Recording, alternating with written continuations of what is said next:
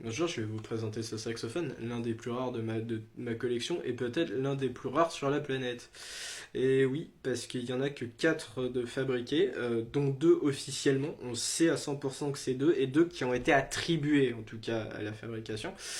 Je vais expliquer, vous allez tout de suite comprendre pourquoi. C'est un soprano en ut ou alias si soprano ou soprano en do, donc instrument non transpositeur.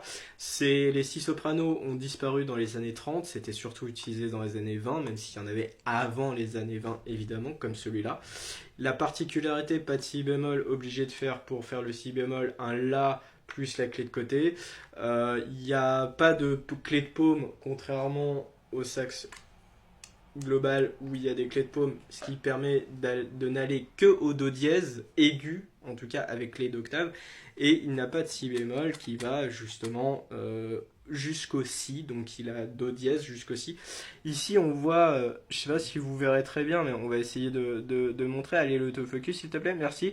C'est Rose Rudall Carter, donc c'était un agent d'exportateur à l'époque, et ce qui fait qu'il est très rare, bah déjà il a un bocal détachable qui est là avec la vis, ce qui est très rare sur un si soprano.